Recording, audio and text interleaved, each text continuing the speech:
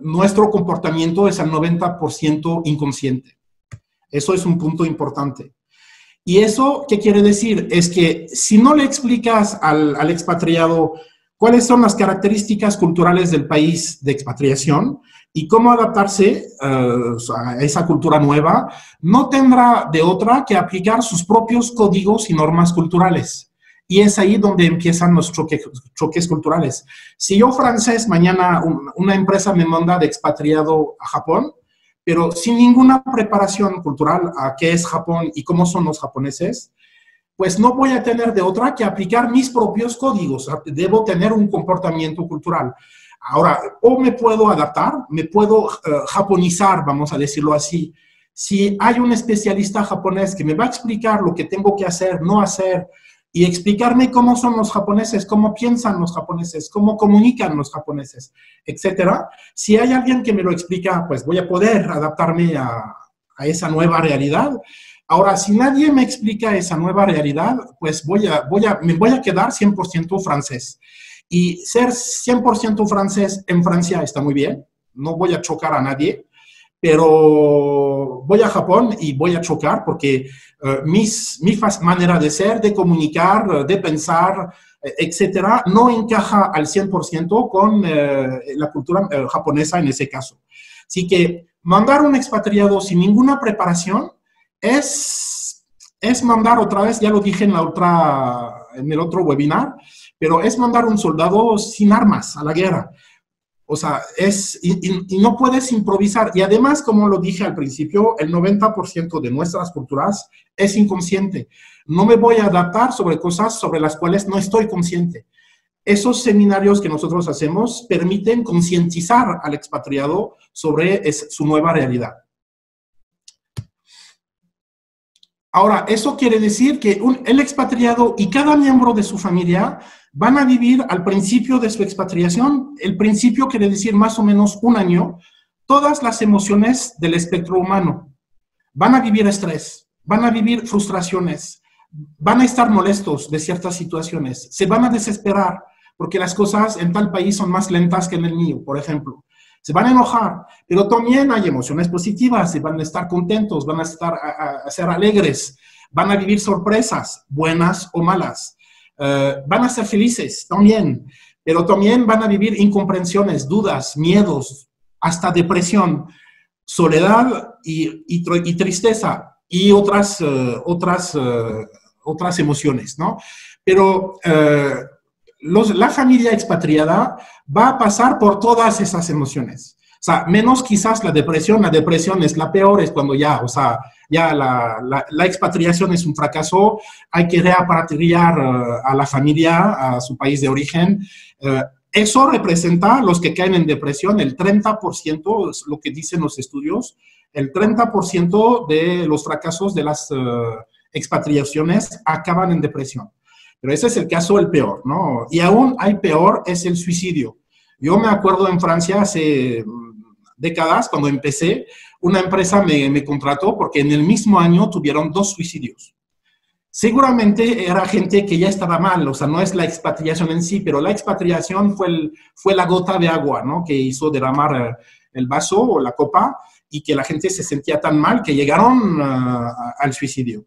Pero al principio, el tiempo de entender mi nuevo entorno cultural, pues voy a vivir todas esas emociones.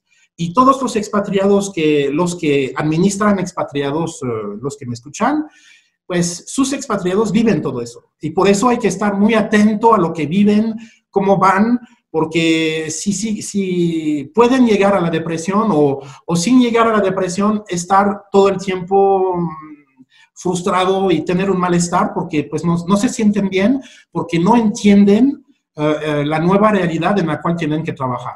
Y es muy frustrante de estar en un país que no entiendes. No entiendes por qué la gente funciona así, por qué hacen las cosas así, por qué piensan así, etcétera, ¿no? Así que por eso esos seminarios permiten disminuir todas esas, sobre todo las malas, las emociones negativas. ¿Qué es la adaptación? Pues la adaptación es un proceso y es un esfuerzo. sea, primero es un esfuerzo. O sea, no es que... Aquí en México hay un dicho que dice, al país que fueres, haz lo que vieres. Sobre el papel sí está bien ese dicho, o sea, tiene razón. Pero en la práctica no es tan sencillo. Otra vez, no es tan sencillo porque el 90% de nuestras culturas es inconsciente. Así que no voy a captar toda esa dimensión inconsciente de la cultura, al menos que me la expliquen, y es lo que nosotros hacemos, pero así que es un esfuerzo. Y hay unos que lo van a hacer más fácilmente y otros les va a costar ese esfuerzo. Así que todo depende de las personas. Y es un proceso, no es que llego, observo durante un día y el día siguiente ya estoy adaptado, no. O sea, es todo un proceso. Se dice que en promedio, entre al llegar al país y al momento que ya me siento bien, ya entendí el país, ya sé cómo funciona, ya me siento bien en ese país, es un proceso de un año. Así que la idea es de acompañar ese expatriado sobre ese proceso, no dejarlo solo. Y ahí, bueno, esa foto, por ejemplo, pues imaginamos que es una foto en un país, bueno, musulmán, no sabemos cuál, pero pues esa jovencita, ella no captó que en los países musulmanes mostrar las piernas es lo peor que puedes hacer. Y vas a chocar a los locales. ¿Y qué van a opinar los locales de ti? Ahora, la cuestión no es que ella se vista como las mujeres musulmanas, pero, bueno, de respetar un poco, pues, la realidad cultural local y quizás sin poner una burka, pero poner faldas más largas, ¿no? Eso en un país musulmán está muy mal visto, por ejemplo. Y que seguramente ella ni se da cuenta. Ella llega de no sé dónde, de Inglaterra, y en Inglaterra su vestimenta, que vemos en la foto, es su normalidad. Así no chocas a nadie en Inglaterra, pero puedes chocar en otro país. Y quizás me va a decir, sí, pero es evidente, es un país musulmán, ya sabes, no sabemos, o podemos saber, pero no pensamos en todo. Las diferencias culturales son pequeños detalles. Y quizás, bueno, o sea, no le cuesta hacer ese esfuerzo. Ella puede pensar, yo no soy musulmana, no tengo que vestirme como las musulmanas. Hay gente que lo va a hacer, hay gente que les cuesta más, hay gente que no quiere. O sea, depende de la personalidad después de cada uno. Así que es un proceso. Así que, ¿cuál es el proceso de adaptación? Voy a ir en un país, pues primero debo conocer a ese país. O sea, el primer paso del proceso es debo conocer ese país. O sea, tener información sobre qué es ese país, cómo es, cómo funciona, etc. Una vez que conozco ese país, pues voy a entenderlo, ese país. Y cuando digo ese país, es el país y la gente, ¿no? Llego a México, pues debo a ver qué es México, ¿no? Cómo funciona, qué es México, cómo funciona el clima, la gente, etc. Y una vez que conozco, pues entiendo. Ahora ya me explicaron cómo es ese país, pues entiendo ese país. Y es porque entiendo que puedo aceptar. Y una vez que acepto mi nueva realidad, me puedo adaptar. Ahora, para que ese proceso sea más claro, pues lo vamos a hacer al revés. Y van a ver que es mucho más claro al revés. Es decir, no me puedo adaptar a lo que no acepto. Claramente, no me voy a adaptar a algo que no acepto. Y no voy a aceptar lo que no entiendo. Si no entiendo algo, no lo voy a aceptar, claramente. Y claramente, pues, no entiendo lo que no conozco. Así que sin ese proceso, le va a costar mucho trabajo al expatriado y a la familia de adaptarse. Y ahora, concretamente, nosotros ahí donde intervenimos. Pues la primera fase, cuando llega el expatriado, hacemos un cultural training. Eso es el 80% de lo que nos piden. El cultural training, donde le vamos a explicar qué es México. Vamos a presentar México a nivel geográfico, de los climas, a nivel económico, a nivel turístico, a nivel político, para que entienda, ¿no? Lee el periódico y ve AMLO, pues hay que explicarle qué es AMLO o quién es AMLO, ¿no? O el PRD o el PRI. Hay que explicar, sin hacer política, pero que entienda cuáles son las corrientes políticas de cada partido, por ejemplo. Explicamos las reglas sociales. tu vecino mexicano te invita a comer, ¿cómo es la comida? ¿Cómo vamos a comer? ¿Qué vamos a comer? ¿Voy con un regalo? ¿Qué tipo de regalo? O sea, ¿cuáles son los temas? Quizás hay temas tabús, mejor conocerlos, etcétera, ¿no? Así que eso es el cultural training, pero la mayoría de las empresas se paran ahí. Así que, ok, conoce, pero no es porque conoce que ya lo entendió todo. Así que el entendimiento, pues seguramente va a entender el país porque le dimos mucha información sobre ese país. Pero ese expatriado, que muchas veces es un directivo, pues va a entrar en la empresa y va a tener un equipo que administrar. Así que ahí igual, o sea, el cultural training, el cultural team building, es para que ese nuevo directivo que tiene, por ejemplo, es un CFO, es el director financiero, y tiene un equipo de 50 personas con él. Pues ahí es hacerle como un onboarding o pues un team building para que ese nuevo director conozca a su equipo, pero también que su equipo conozca a su nuevo jefe, a su nuevo líder, a su nuevo director. Porque muchas veces también el error es o sea, no es un error, pero es capacitar, preparar al expatriado, ¿ok? Así que el expatriado ya tiene un mejor conocimiento, y los locales, ellos jamás los preparamos a ese nuevo jefe. El team building permite eso, permite construir un equipo que va a ser o bicultural o multicultural, donde se van a entender cómo cada uno funciona. Y eso permite tener una integración mucho mejor y una eficiencia del equipo mucho mejor. Y entre entender y aceptar puede haber un paso gigantesco. Puede tomar, no es porque entiendo que voy a aceptar forzosamente. Ahora, para pasar a la fase voy a aceptar, pues ahí es el cultural coaching. Ese expatriado lo vamos a acompañar sobre varios meses o un año, o sea, depende, 3 meses, 6 meses o un año, para ayudarlo en su proceso de adaptación. Porque no es porque ya te expliqué y que entendiste que ya sabes. No, va a tomar tiempo, porque nuestras culturas están muy bien arraigadas y cambiarnos culturalmente, o sea, mexicanizarse, japonizarse, germanizarse, toma mucho tiempo. Si cambiar culturalmente es lo que hacen, que deben hacer los expatriados, o sea, no van a olvidar de dónde vienen, o sea, si es un francés, se quedará francés, pero ese francés se puede mexicanizar, por ejemplo, un poco.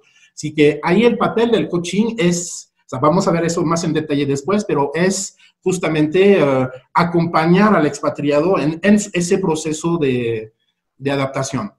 Ese es los procesos. Ahora, toda la clave de éxito de una expatriación está en la capacidad de adaptación del expatriado y de cada miembro de su familia. Así que el papel del management intercultural es de apoyar al expatriado todo lo largo de su proceso de adaptación. El proceso de adaptación es ese primer año donde pues lo vamos a acompañar para que se integre lo mejor posible. Porque si no puede ser doloroso. Vimos que todas esas emociones negativas puede ser difícil adaptarse. Aún con todas las condiciones materiales que tienen, que van a vivir en una super casa, en las buenas colonias de la ciudad donde van a ir, tienen el chofer, el auto pagado, o sea, tienen condiciones materiales que mejores que en su propio país de origen, pero aún así no te quita el estrés, las frustraciones, las decepciones, etc. Así que es difícil el primer año, hay que haberlo vivido para saberlo. O sea, hay que haber vivido una expatriación para darse cuenta que a todos los expatriados al principio les cuesta. Después se pueden enamorar del país y sin querer regresar a su país de origen, pero al principio hay un proceso, es un esfuerzo, y ese esfuerzo puede ser un poco doloroso según las personas, según los países. Hay países más complicados que otros. Así que el management intercultural permite suavizar un poco todo eso y volver la persona más eficiente, porque para ustedes que son las empresas que reciben esos expatriados, no olvidar que mientras no entiendo bien mi nuevo entorno cultural, forzosamente pierdo en eficiencia. Para ser eficiente en mi día a día profesional, debo sentirme bien en ese nuevo entorno cultural y entenderlo. O sea, de hecho, me siento bien porque lo entiendo y lo acepto. Si no, no me voy a sentir bien. Y si no me siento bien, va a afectar mi productividad, mi motivación, etc. Así que son servicios que realmente aportan mucho a la persona, pero también a través del expatriado aportan a la empresa y aportan al equipo, porque ese director, si no se adapta, si no le gusta, que se queja de todo y siempre, como hay muchos, pues todo eso va a afectar a todo el equipo y después eso va a generar el turnover. La gente se va por el jefe que siempre me grita, jamás está contento. Así que es para realmente permitir todo eso. ¿Ok?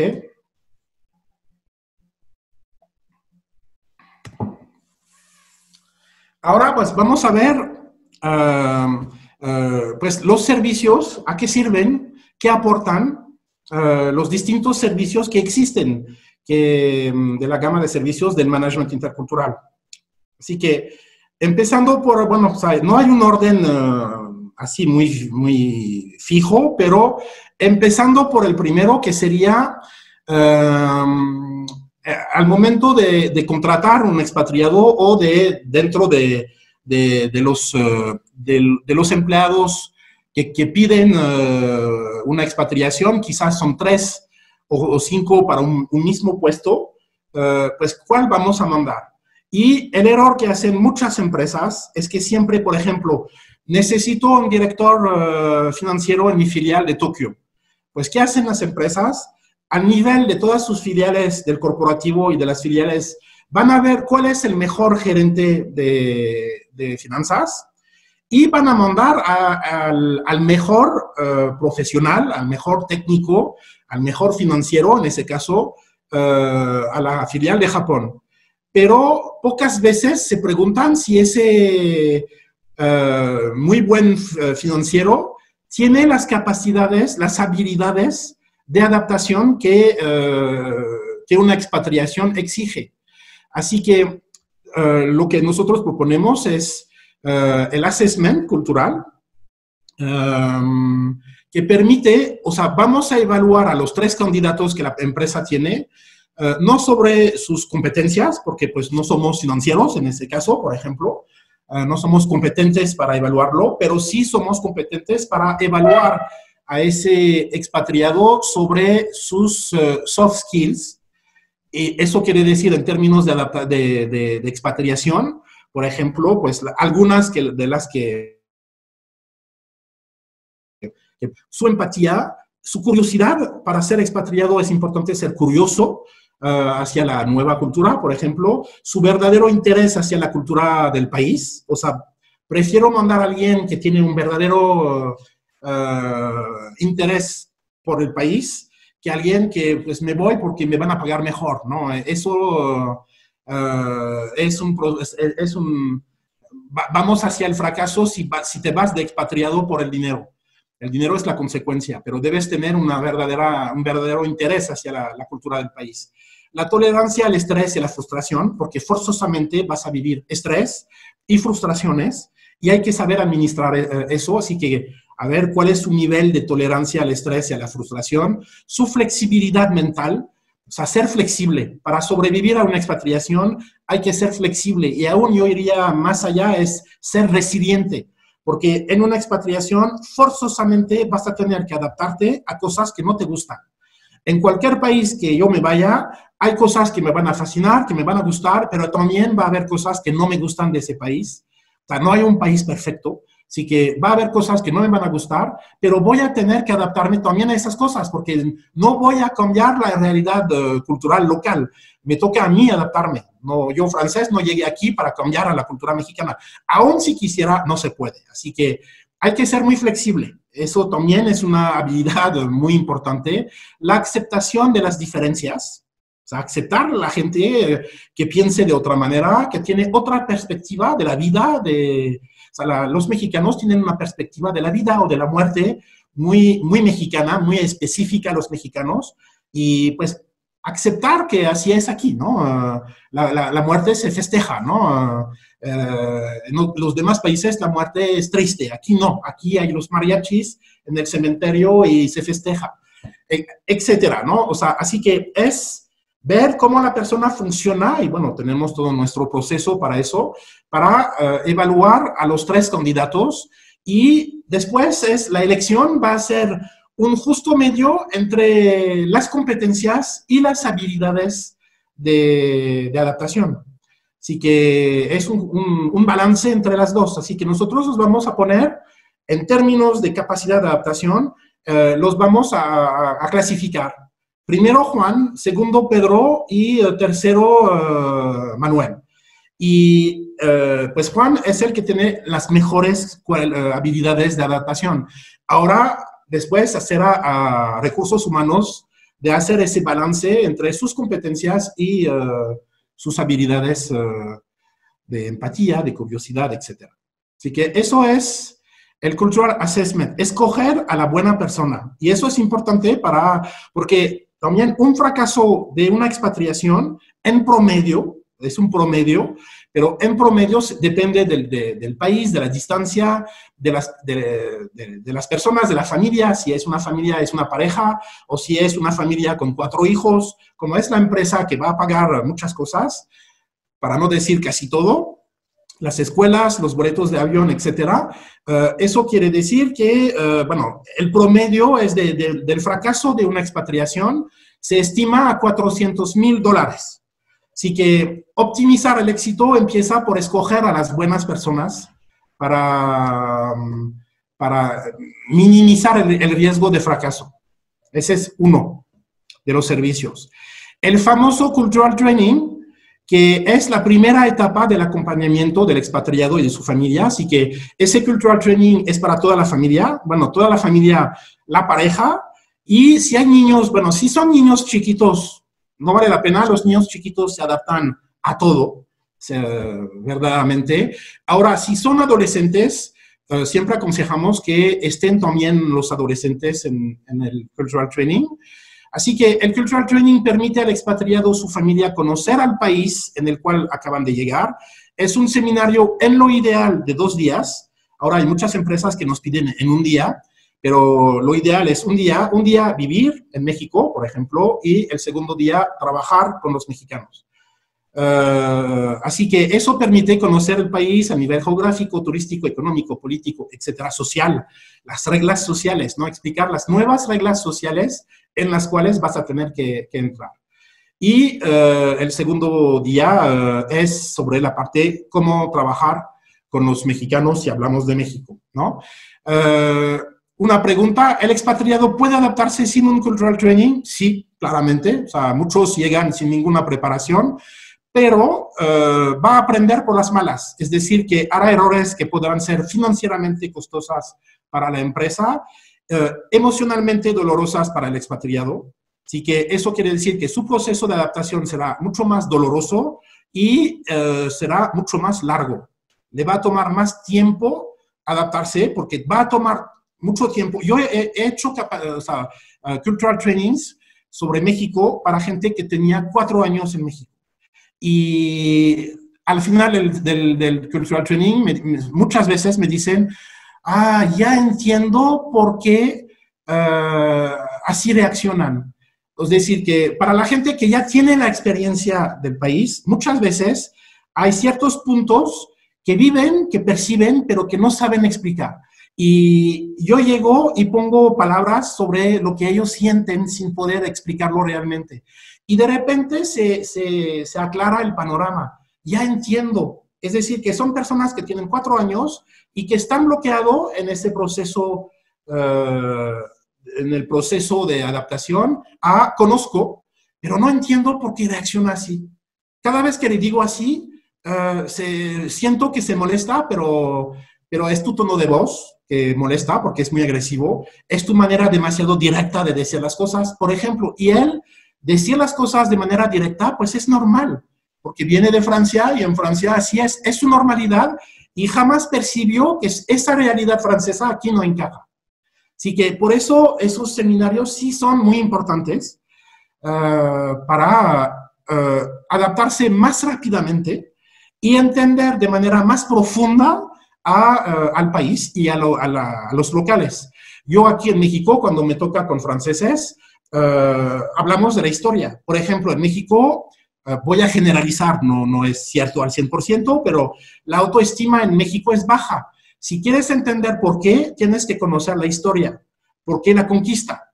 No voy a entrar en eso, ¿no? Pero la conquista hace que el mexicano de hoy aún tiene una autoestima baja. Entramos en la historia y hacer lazos entre la historia y las consecuencias de esa historia sobre lo que es el mexicano hoy. Eso es cierto para todos los humanos. Es decir, que si quieren entender por qué los franceses son arrogantes, hay que conocer un poco de la historia francesa. Porque hay mucha sumisión en la cultura japonesa, en las empresas hoy, pues hay que conocer la historia japonesa, que es una historia de mucha sumisión desde hace milenios. Y hoy en día sigue esa sumisión. El que tiene el poder es muy poderoso en Japón. Porque en los países de Europa del Norte no hay diferencias entre el hombre y la mujer. Son sociedades muy igualitarias. O sea, no hay un papel de género para hacer las cosas. En Suecia, la mujer va a tener su bebé y puede ser el hombre que se queda 6 meses en la casa para cuidarlo y la mujer va a seguir trabajando. Puede ser. Pero si conocen la historia de esos países, por ejemplo, vean la serie en Netflix de los vikingos y se van a dar cuenta que a la época de los vikingos, las mujeres iban con su hacha y su espada a la guerra con los hombres.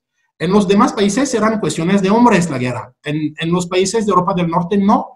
La mujer también iba a pelear. Y las reinas vikingas eran reinas con un verdadero poder. Era una reina que mandaba y lideraba.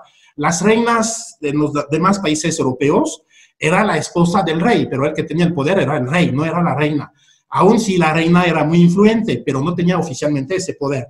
Que las reinas vikingas sí. Así que conociendo la historia podemos entender el por qué la gente es como es hoy, en 2020, pues por el resultado de esas historias. Así que los cultural trainings permiten entender en profundidad, por lo menos los nuestros, en profundidad y acelerar el proceso de adaptación. Eso también es importante. Otro servicio es el team building cultural. Así que el cultural team building es útil para 2 situaciones distintas.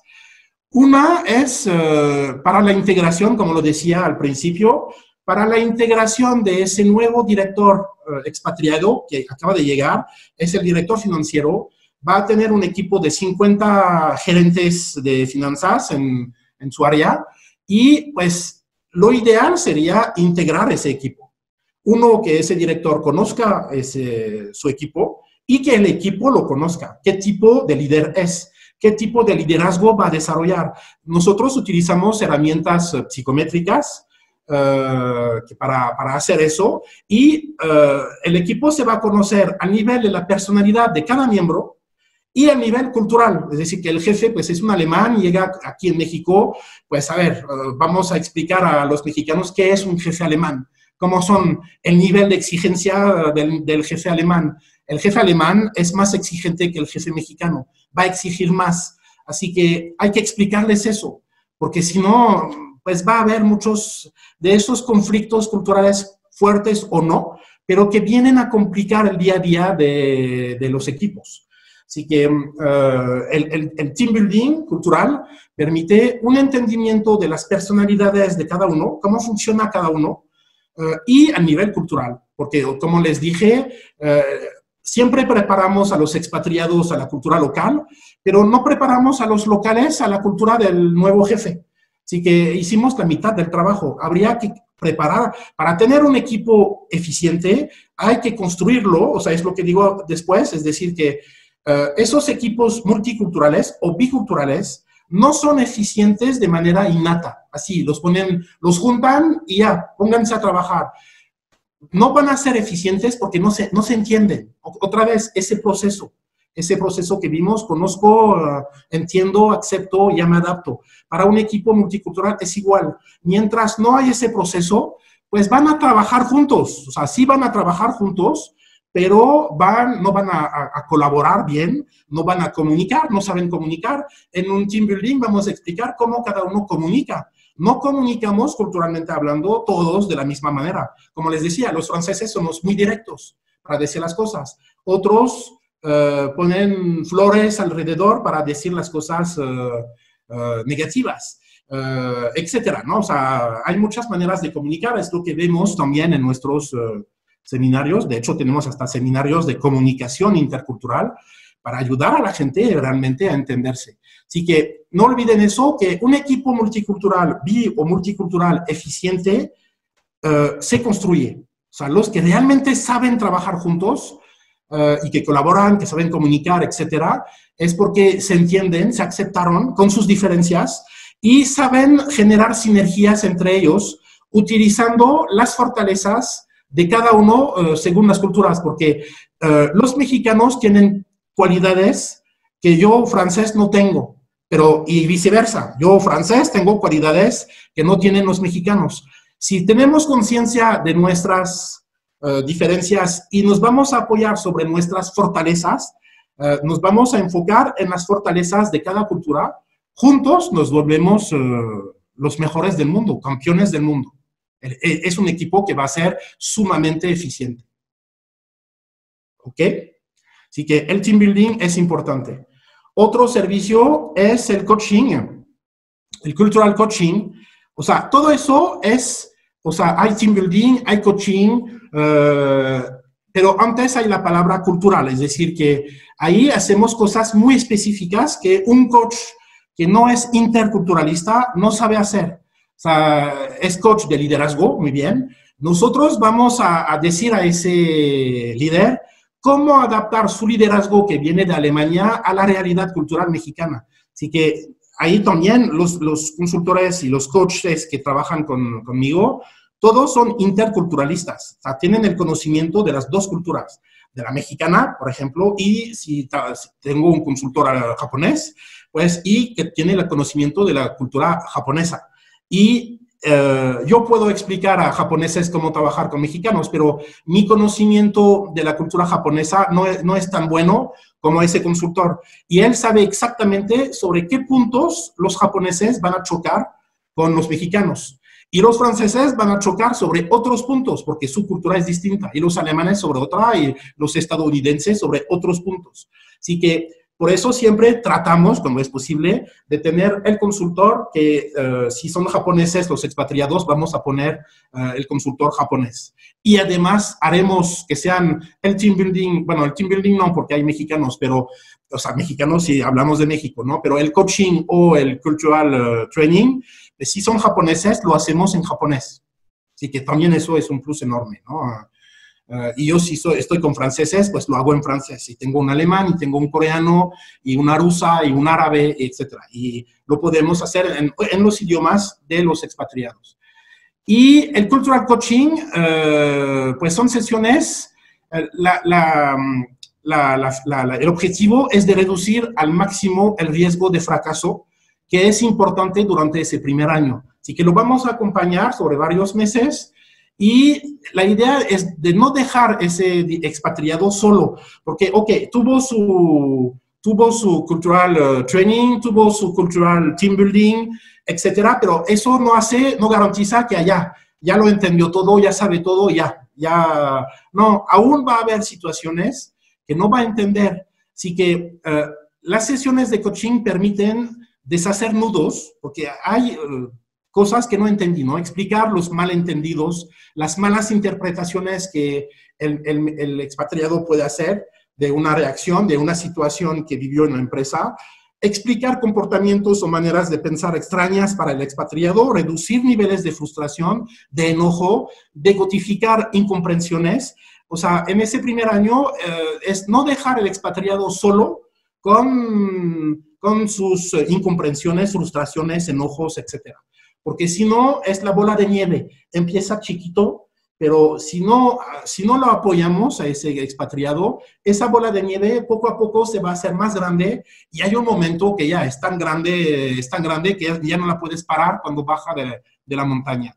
Así que es importante. Y además, si hay un fracaso de una expatriación, siempre es muy doloroso a nivel psicológico para el expatriado o el miembro de la familia que está afectado, ¿no? Y, como ya lo vimos, es financieramente también doloroso para la empresa. Una expatriación que fracasa son $400,000 perdidos, porque esa familia hay que repatriarla. El puesto en la filial pues queda libre y no estaba previsto. Hay que hacer todo un proceso de contratación, la mudanza, en fin. O sea, es mucho dinero perdido. O sea, un expatriado en promedio cuesta el doble de un directivo que no es expatriado, a mismo nivel, misma función. Así que sí vale la pena invertir, o sea, en esa preparación, etcétera, acompañamiento de ese expatriado para reducir los choques culturales, las frustraciones y, a lo peor, los fracasos. También tenemos preparaciones culturales, pero para la negociación internacional. Ahí no es para expatriados, son esos directivos o ejecutivos que hacen idas y vueltas. Se van a Japón, se van para una semana o 3 días para una negociación importante y regresan. Pues igual, ir a negociar en un país que no conoces es empezar muy mal la negociación. Así que ahí nos enfocamos solamente en la negociación, como es una negociación con japoneses. Así que en ese país el tipo de negociación es ganar-ganar o ganar-perder. Aún si en las escuelas de negocios siempre dicen que las buenas negociaciones son ganar-ganar, pero no es cierto en todos los países, en todas las culturas. Hay países donde el vendedor que tengo enfrente lo va a hacer todo para obtener lo que él quiere, aún si es a costa del otro, no me importa. Yo lucho por mí. Así que son negociaciones más duras, ¿no? Hay que prepararse. ¿Cómo ganar la negociación? O sea, ¿cuál es el camino para ganar una negociación con japoneses?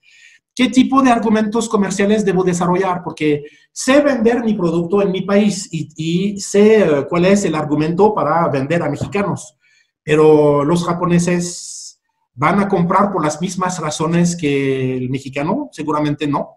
Así que eso quiere decir que quizás voy a tener que adaptar mi argumentario comercial al cliente japonés o al cliente alemán o al cliente estadounidense. Así que adaptar todo eso, adaptar o existe el riesgo que mi comportamiento moleste o choque la contraparte, así que ahí es la parte intercultural. O sea, adaptar mi argumentario, o sea, saber saludar.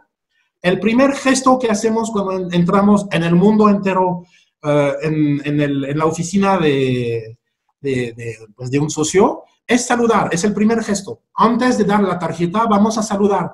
Pero ¿cómo saludan en ese país? Y hay 1000 maneras de saludar según los países, así que mejor saberlo, porque además hay países donde hay maneras de saludar que pueden ser complicadas. Y si llegas, y que solamente al momento que llegas, que descubres, ahí el estrés va a ser muy grande. O sea, si sabes que antes de llegar, que la manera de saludar es de tal manera, ya psicológicamente estás preparado. Pero si descubres todo eso en el momento, ahí son choques culturales fuertes. Y ya el nivel de estrés explota y negociar estresado, o sea, siempre una negociación genera estrés, pero si además tengo ese tipo de estrés porque no entiendo mi entorno, pues ahí es más difícil de ser bueno.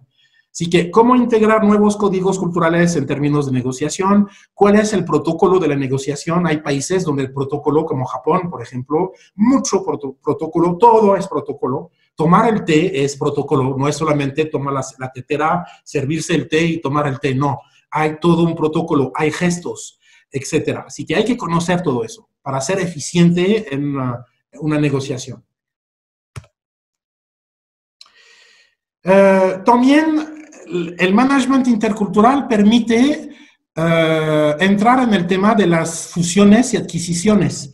2 empresas que fusionan, los estudios dicen que 7 de 10 fusiones y adquisiciones son fracasos y que la primera causa de esos fracasos son las diferencias culturales no administradas o mal administradas. Así que ahí hay una oportunidad enorme, porque además se imaginarán, cuando dos empresas a nivel internacional fusionan, ahí estamos hablando de millones y millones de dólares. Y 7 de 10 fusiones son fracasos, es decir, que tratan de casarse y al final divorcian porque no llegaron a entenderse. Así que la parte intercultural, y nosotros hemos ya trabajado sobre 2 fusiones grandes, apoyamos sobre la parte intercultural. O sea, una vez los presidentes de las empresas se rodean de abogados de negocios para toda la parte legal de la fusión, se rodean de banqueros de negocios para toda la parte financiera, pero pocas veces piensan en la parte, pues ahora vamos a tener que trabajar con ellos, diario. Pero ¿cómo trabajan ellos? Igual, esa integración cultural es sumamente importante porque es la primera causa de mortalidad de las fusiones. Así que ahí también podemos aportar mucho en ese momento de las fusiones. Una vez que ya se hizo la fusión, pues es empezar a trabajar sobre la integración cultural entre esa empresa alemana que compró una empresa mexicana, por ejemplo, y que van a tener que trabajar juntos. Así que ahí también es otro tipo de servicios que damos, claramente. Y bueno, las capacitaciones. Así que he desarrollado esas certificaciones, esos diplomados, porque aquí en México no hay carreras aún, no existen carreras sobre esos temas. Esos temas del management intercultural o de la movilidad internacional, aún no hay ni el TEC, ni el IPADE, ni el ITAM. Yo doy clases en el TEC y en el IPADE, no en el IPADE, en el ITAM, perdón, y los únicos cursos de management intercultural son los míos. Así que, y no hay carreras. O sea, en Europa, yo tengo 14 años aquí en México, pero en Europa, cuando yo estaba aún en Europa, daba clases en másters de management intercultural. Hay estudiantes que se especializan en el management intercultural. Así que, y hay maestrías, eso quiere decir que hay licenciaturas, hay toda la carrera y doctorados, claro, sobre esos temas. Aquí no. Así que, y me di cuenta que, pues, forzosamente la gente que trabaja en la movilidad internacional, o sea, la mayoría, quizás no todos, porque quizás unos se fueron al extranjero para estudiar eso, pero la mayoría, pues, tienen experiencia, o sea, en su día a día, pues, administran expatriados y administran la movilidad de su empresa, pero no tienen un título que valide esa experiencia.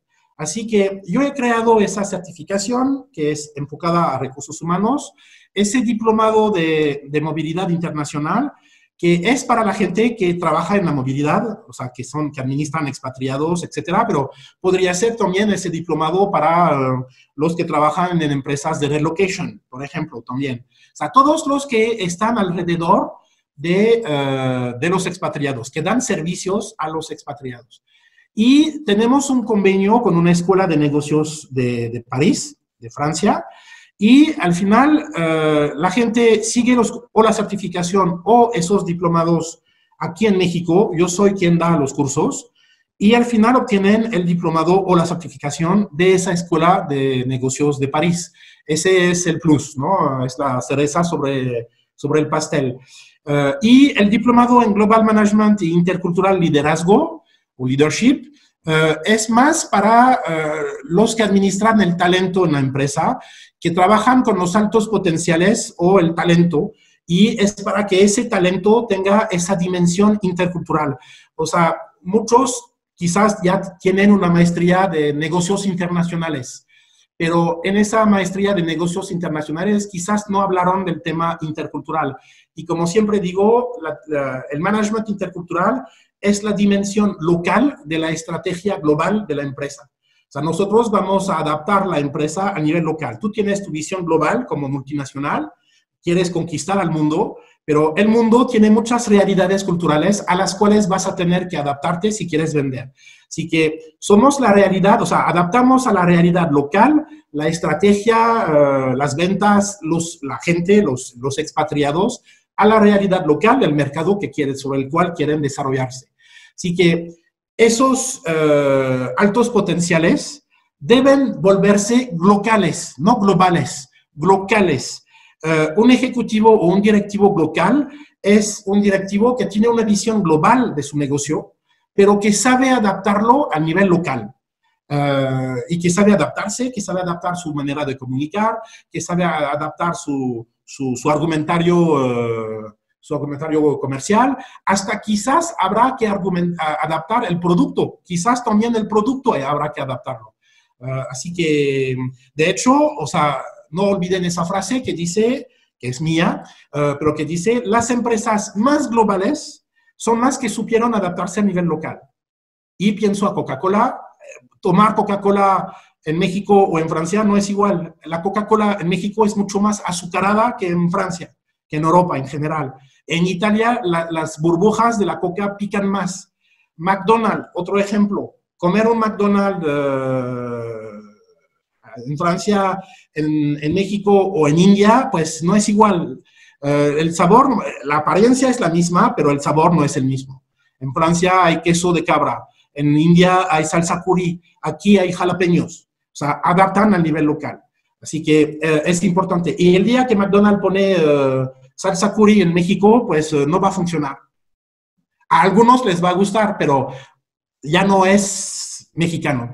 Así que hay que adaptar hasta a veces el producto. Así que tenemos esas capacitaciones, o sea, esos son los diplomas, ¿no? Ahora, tenemos capacitaciones sin diplomas, pero que podemos construir a la medida según las necesidades. Tenemos capacitaciones de comunicación intercultural, por ejemplo, que es importante en las empresas. No entender que comunicamos de manera distinta genera muchos problemas en las empresas, por ejemplo.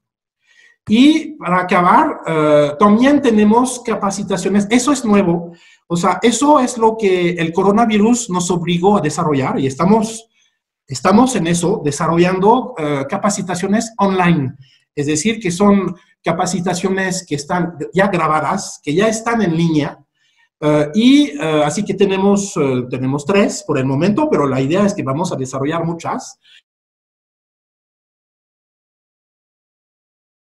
Pero eso es para las familias expatriadas. Antes de irse, ¿cuáles son las preguntas que tienes que hacerse antes de irte? Y nosotros en el video pues damos las respuestas a esas preguntas que una familia debe tener antes de irse. Para preparar bien, el éxito de una expatriación empieza antes, en una buena preparación. Y eso es lo que explicamos en ese video. Y son 10 módulos, 9 o 10 módulos, no me acuerdo, y el expatriado y la familia lo pueden hacer desde su casa, se conectan y siguen el curso desde su celular, desde su compu, desde su tablet, etcétera, a la hora que quieren.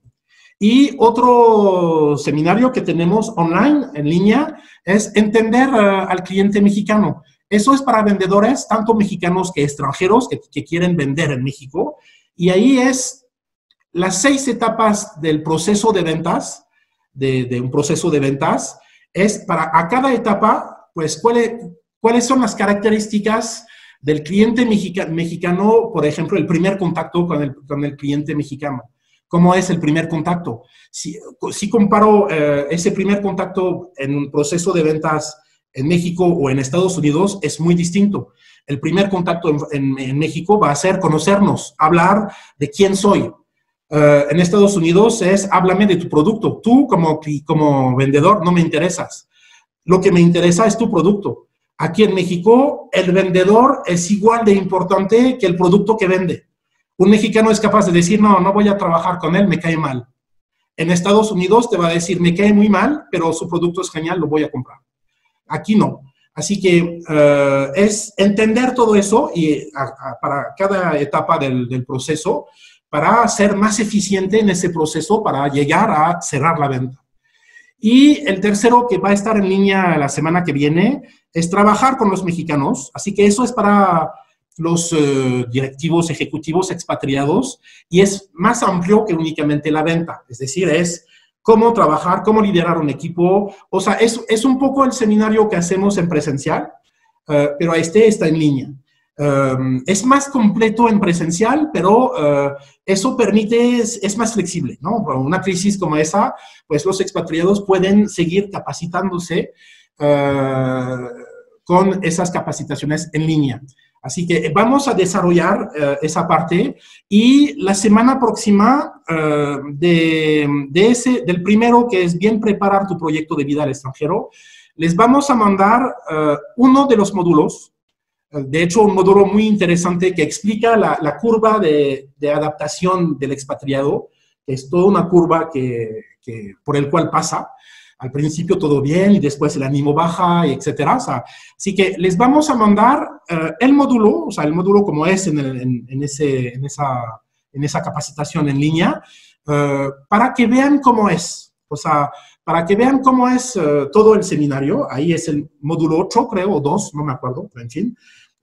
Que vean cómo es. Y después, pues, los que estarán interesados podrán, o sea, les vamos a mandar las ligas y todo eso, para después pues, se conectan, pagan en línea y ya pueden seguir, tienen acceso al curso y pueden... así que eso es para los que tienen un proyecto personal y que pueden decidir solitos de tomar el curso, o para los gerentes de movilidad que mandan expatriados o van a recibir expatriados y que sea la empresa que pague, o sea, ¿cómo lo hacen con los cursos en presencial, los cultural trainings? O sea, que sea la empresa que los pague a sus expatriados, a su personal internacional. Así que verán la semana próxima, verán ese módulo para que se den cuenta de cómo es. Van a ver, es muy padre, están muy bien hechos y es buena información y que pueden hacer a su ritmo desde su casa, lo ponen en la tele y toda la familia puede participar sin problemas. Y bueno, pues ya acabé, así que pues muchas gracias por su atención. Espero que habrá servido, o sea, que sea útil ese tipo de información. Y pues no sé si tienen comentarios, preguntas. Ok, Olivier, muchas gracias por la presentación. Mira, nos han llegado varias preguntas por el chat. Junté varias que más o menos se parecían. La primera era en relación a los expatriados expertos, los que viajan de un país a otro, si el coaching era necesario para cada país a donde van a llegar, o si hay códigos, procesos que son muy similares por cada país. Sí. Es decir, que para expatriados que ya tienen una muy buena experiencia de la expatriación, yo tengo, a veces hace poco, antes de esa crisis, tuve eran dos franceses, y uno me dijo, ¿sabes? O sea, yo llego de China y hice lo más difícil, trabajé 5 años en China, así que no creo que, o sea, va a ser fácil adaptarme aquí. El otro me decía exactamente lo mismo, pero él llegaba de Rusia. Y me decía, ¿sabes? Llego de Rusia y sinceramente, o sea, y antes de Rusia estaba en Alemania y antes de Alemania estaba en Estados Unidos, o sea, me voy a adaptar. Y al final, un mes después me llaman para decirme, oye, o sea, creo que sí necesito un poco porque hay cosas que no entiendo. Es decir, que claramente alguien que tuvo muchas experiencias de expatriación ya tiene una mentalidad, o sea, ya vivió choques en otros países, etcétera. Así que ya tiene una mentalidad más abierta y ya más consciente. O sea, muchas veces es conciencia. Es tener conciencia que hay esa realidad o esos pequeños detalles que muchos subevalúan porque dicen, no te preocupes, esos detalles, pero al final que te pueden generar mucha frustración, esos detalles, y son esos detalles que generan todas las emociones que vimos. Así que los que tienen mucha experiencia ya tienen una apertura y una conciencia de esas diferencias. Pero no es porque llegas de China que llegas a México y que ya te vas a adaptar, porque México no es China, es otra cultura, la gente funciona de otra manera y que vas a tener que readaptarte a la realidad cultural mexicana. Y te ayudo, sí, de manera general, en términos de conciencia de haber vivido una experiencia en China o donde sea, de hecho, pero no te quita la necesidad de entender tu nueva realidad. ¿Saben? Un expatriado, que como llega en un país nuevo, es como un niño que tiene que reaprender todo. O sea, nuestros papás en su educación nos explican cómo saludar, cómo comportarnos socialmente hablando, y cuando ya, o sea, después de algunos años ya sabemos y nos sentimos como un pez en el agua en nuestra cultura porque tenemos los códigos y las normas. Pero un expatriado que llega en un nuevo país, pues llega a Japón y primera pregunta, ¿cómo saludan en Japón? O sea, pues no saludan como saludan en México. Si le haces un abrazo al japonés, empiezas muy mal tu negociación. Así que es reaprender códigos, normas que no conoces. Y el coaching puede ser útil porque después hay que ver cómo lo vive, ¿no? Pero no es automático. Hay unos que se adaptan muy bien, pero hay unos que si no se adaptan, mejor apoyarlos, porque si no, se van a quedar en la zona negativa. Ok, muy bien. Una pregunta más es en relación a los perfiles culturales. Si hay perfiles culturales que mejor se adaptan y al revés, ¿cuáles son los que menos se adaptan? O sea, no hay un perfil que se adapta mejor, pero el punto importante ahí es, no estamos todos hechos para ir a vivir y trabajar en cualquier país. O sea, son muy pocos, y yo tengo 25 años preparando expatriados, así que son muy pocos y los puedo contar sobre los dedos de una mano y de los 3 primeros dedos, yo diría, de los que pueden, o sea, que tuvieron una experiencia donde se adaptaron donde sea. O sea, la cultura es como un molde, es un molde cultural en el cual cuando llegamos en un país debemos entrar en ese molde. Si ese molde es muy apretado para ti, vas a vivir mal tu expatriación. Así que no todos estamos hechos para ir a vivir y trabajar donde sea. O sea, y por eso el assessment permite también definir en qué tipo de cultura esta persona está hecha para ir a sentirse bien en ese país.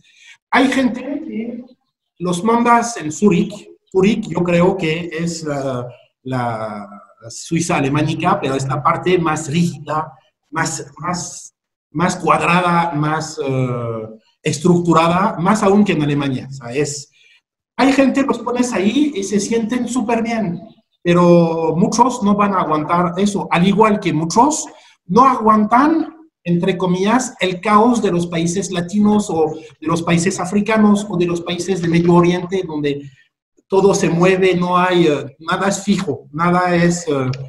aquí en México, por ejemplo, estamos todo el tiempo en incertidumbre. Jamás sabemos si las cosas van a pasar como previsto, si la persona con la cual tienes la cita estará. Eso en Zurich es imposible. Y si la persona con la cual tienes una cita no puede, te va a llamar o alguien llamará a su secretaria. Pero vas a saber antes de irte que ya no se canceló la cita. Aquí no. Aquí lo descubres cuando llegas. Así que eso hay que tener esa capacidad de aceptar la frustración de ese tipo de situación donde todo cambia, todo es flexible. No estoy juzgando si es mejor allá o peor aquí o al revés. Es diferente. En términos culturales, no es peor o mejor, es diferente.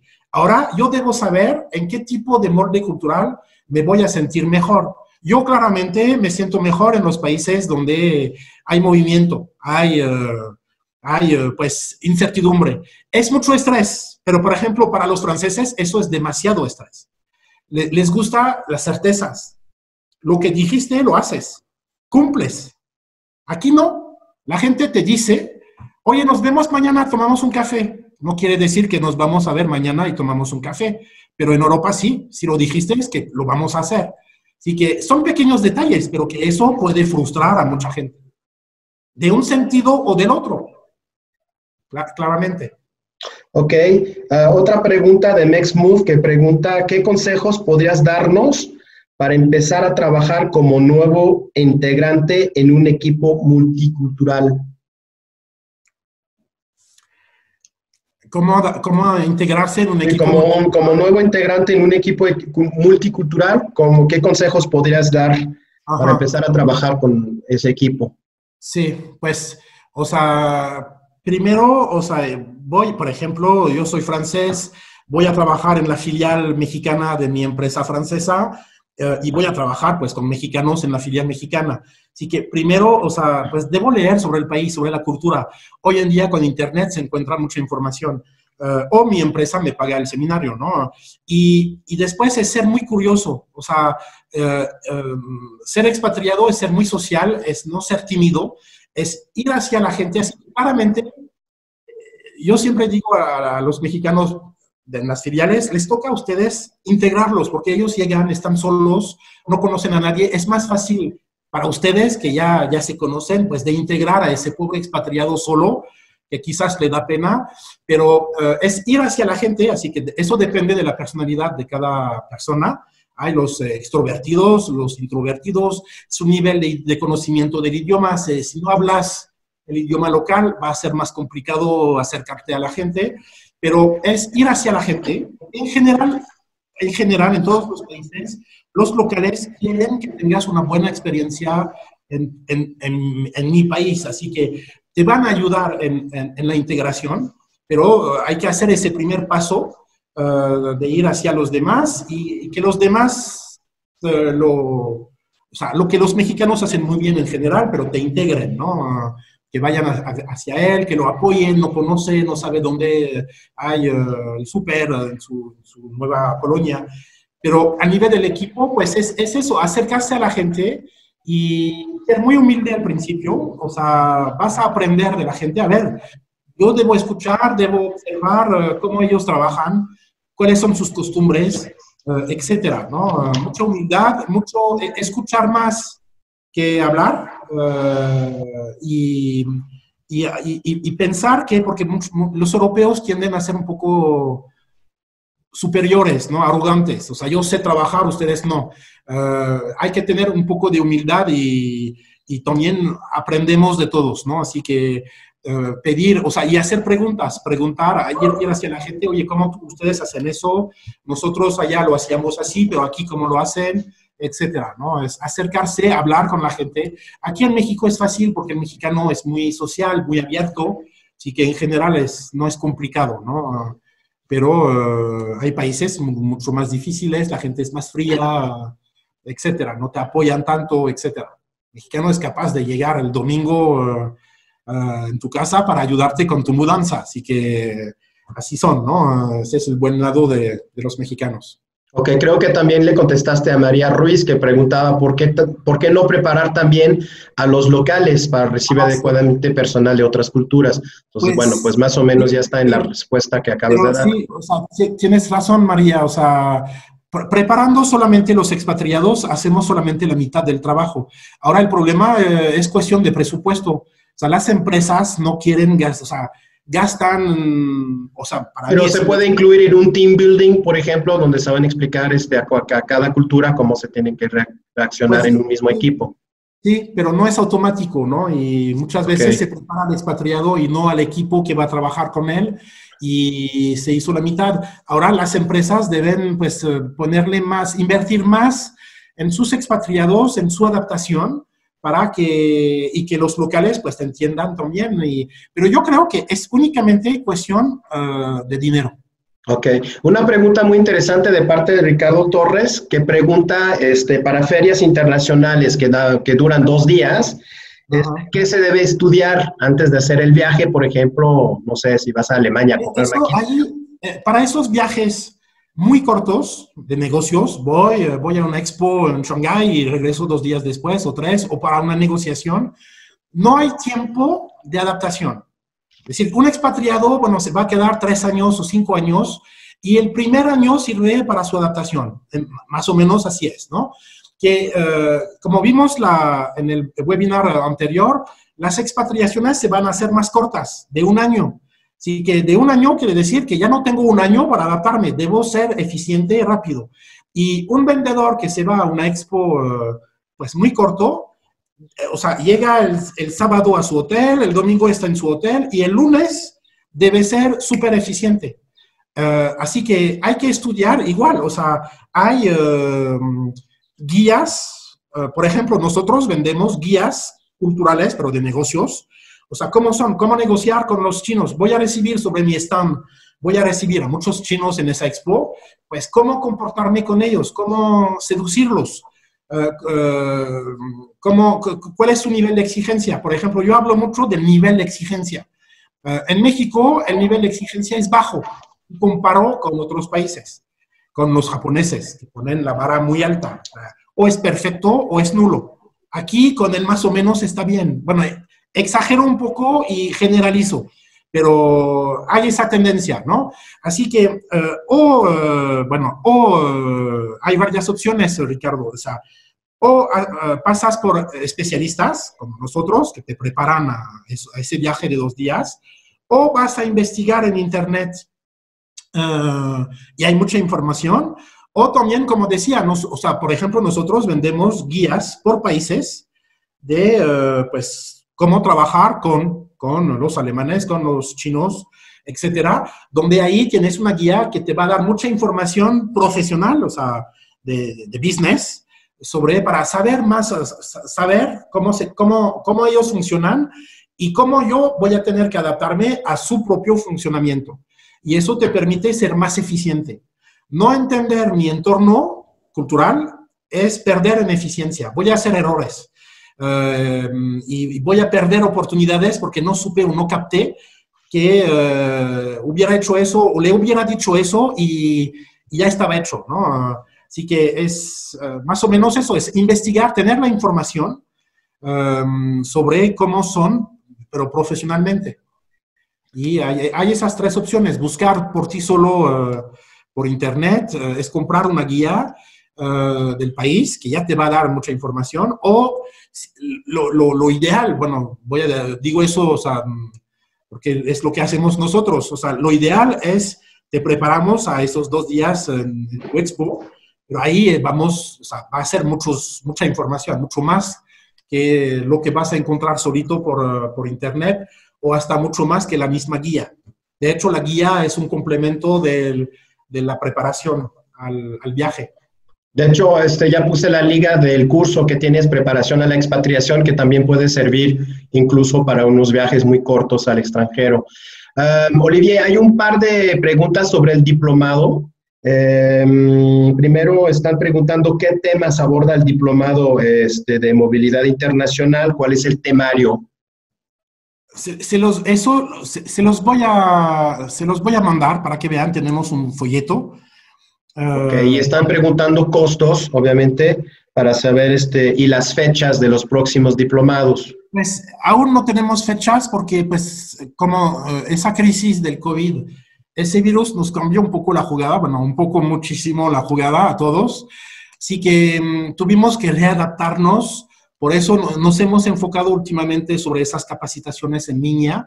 De hecho, estamos viendo también para hacerlo, o sea, no en línea, o sea, no enseguida. Quizás esos diplomados los podrán seguir después en línea, 100% en línea, pero por el momento quizás hacerlo pues por Zoom, por ejemplo. Si se puede generar un grupo, lo hacemos por Zoom, pero no tengo fechas aún porque pues estamos un poco así desubicados con esa crisis y nos hemos enfocado en generar esos cursos en línea, que es mucho trabajo en realidad, ¿no? En términos de costos, o sea, la certificación son 19.500 son 2 días y con un certificado de esa escuela de París. Y los diplomados iguales, el diplomado de la escuela de París, y están a 50,000 pesos y son únicos en México por el momento. Y ahí o sea, yo puse mis 25 años de experiencia, yo los he creado el temario, así que o sea, hablamos de muchas cosas. Bueno, explicar qué es hay una parte teórica, la cultura, qué es la cultura, cómo nuestras culturas respectivas nos condicionan y hacen que somos quien somos, etcétera. Y después, pues todo el proceso, porque también otro punto por qué he creado esos diplomados de certificación es que me di cuenta que la mayoría de la gente que administra expatriados son personas que jamás fueron expatriados. Así que son personas que saben muy bien administrar los expatriados a nivel administrativo, administrar el paquete, la parte fiscal, la parte de relocation, ayudarlos con empresas de relocation para la búsqueda de la casa, etcétera. Todo eso lo hacen muy bien, pero donde quizás fallan un poco es esa parte emocional, esa parte psicológica, todo lo que acabo de explicar del estrés, de las frustraciones que viven los expatriados, y eso para tenerlo en mente hay que haberlo vivido. O sea, la dimensión internacional es como la natación. Es decir, que les puedo mostrar videos de cómo nadar, cómo hacer los gestos de la braza o del crawl, o etcétera. Pero mientras no se echan al agua, jamás sabrán si saben nadar. O sea, hay un momento que hay que echarse al agua. Y la dimensión internacional es igual. Es decir, que pueden ver todos los documentales que quieran de Nat Geo sobre India. Pero saber si estoy hecho para vivir en India, y escogí India porque es un país complicado, India. Ahora, hay unos que caen enamorados, que ya no regresan de India. Pero es un país donde vives emociones fuertes, ¿ya? Pues hay un momento que hay que ir en India. O sea, ver por la tele no va a reemplazar vivirlo con tus tripas. Vivir esas emociones de estrés, etcétera, es eso que... Así que he creado esos diplomados y certificaciones o sea, ahí estamos más enfocados, o sea, hay una parte sobre la parte administrativa de la expatriación, cuál es una buena política de movilidad, qué debe incluir la política de movilidad internacional, etcétera. Pero también y sobre todo toda esa parte, cómo administrar los expatriados, pero tomando en cuenta lo que viven.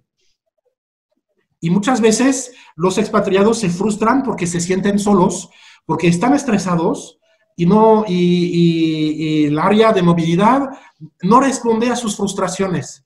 Y lo que yo escucho de la movilidad, del área de movilidad, es muchas veces, y en Francia era igual, pero me dicen, no, es que siempre se quejan y la empresa les paga todo.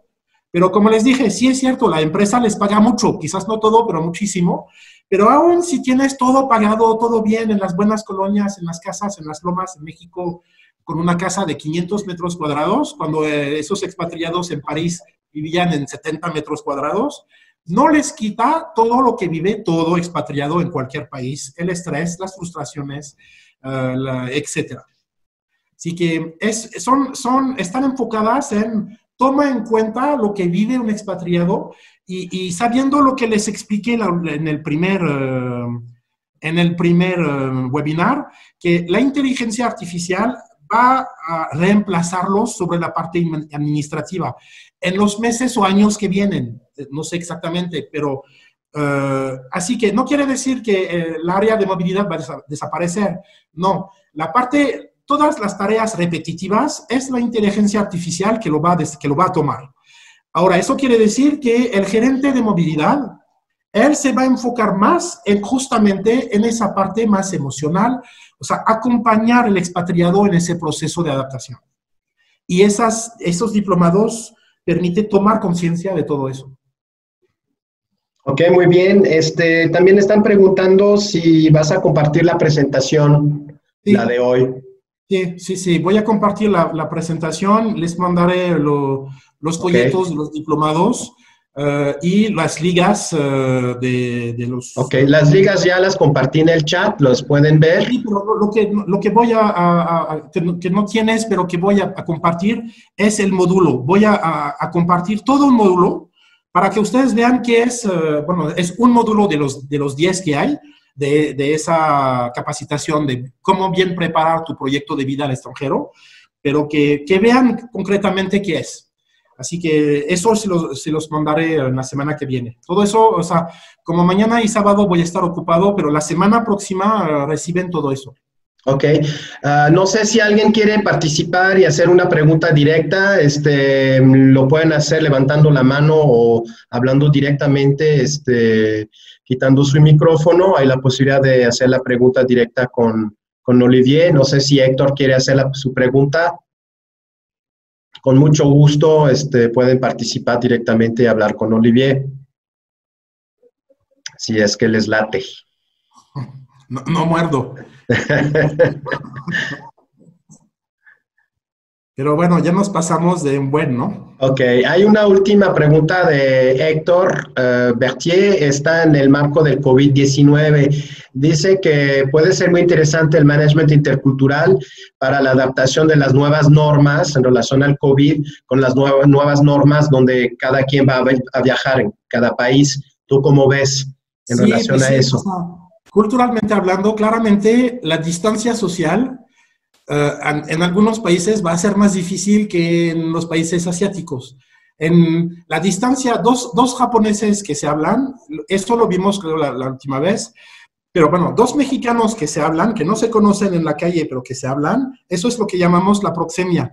Las distancias son culturales, así que dos mexicanos son 80 centímetros. Un mexicano que para el otro para pedirle la hora o su camino en la calle, no se conocen, se van a poner más o menos a 80 centímetros. Así que 80 centímetros ya no es la distancia social del COVID. Y el 80 centímetros permite tocar, por ejemplo. El mexicano necesita tocar, es una necesidad tocar. Ese 80 centímetros en Francia es 1,20 m.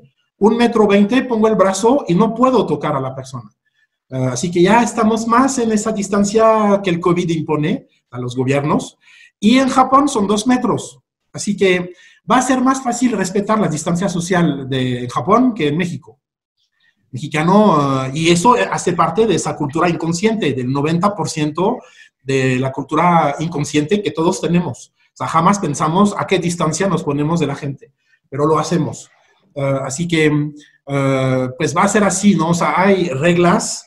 O sea, por ejemplo, en Europa, los alemanes son los que tuvieron menos muertos y menos contaminados, y Merkel no tuvo que imponer, simplemente recomendó que la gente se quedara en casa, se quedaron en casa, porque son rigurosos